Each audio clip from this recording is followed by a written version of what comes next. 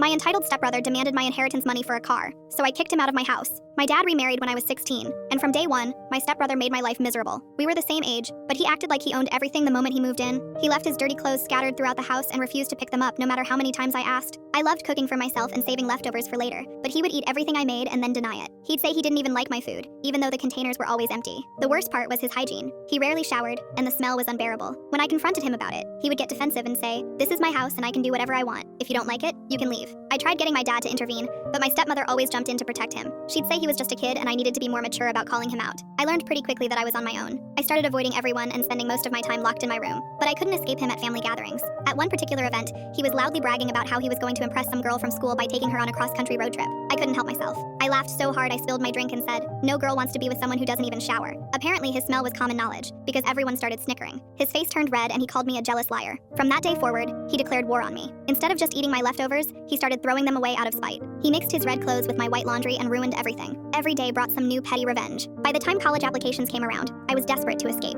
I applied exclusively to universities far away from home and got accepted to one across the country. Moving out was the best decision I ever made. College was incredible. I didn't have to walk on eggshells anymore. I didn't have to hide my food or lock my door. I could just exist in peace. Then, during my junior year, I got the worst phone call of my life. My dad had been in a terrible car accident on the highway. He died on impact. I couldn't process it. I flew home for the funeral and cried until I had nothing left. I took a leave of absence from school because I couldn't function. All I could think about was every moment we'd shared and every moment we would never have. I wished I had stayed home despite my stepbrother. I would have endured anything for more time with my dad. A few weeks later, a lawyer contacted me about my father's estate. What he told me was shocking. My dad had left everything to me. The house, his savings, all of it was in my name. Since I was already 21, I could claim it immediately. Before I could even process this information, my phone rang. It was my stepbrother. I thought he might be calling to offer condolences or maybe reconcile. I was wrong. He was furious. Apparently my dad had promised to buy him a new car, and he had been expecting to get one through the inheritance. Finding out that he was left with nothing sent him into a rage. He demanded that I buy him a brand new car with his share of the money. I couldn't believe what I was hearing. My father had barely been gone a month, and my stepbrother was already treating his death like an inconvenience that delayed his car purchase. He clearly had no love for my dad at all. I told him flatly that whatever promises he thought he had with my father were gone now. The money was left to me for my future, and I wasn't about to waste it on luxury items for someone who treated me like garbage for years.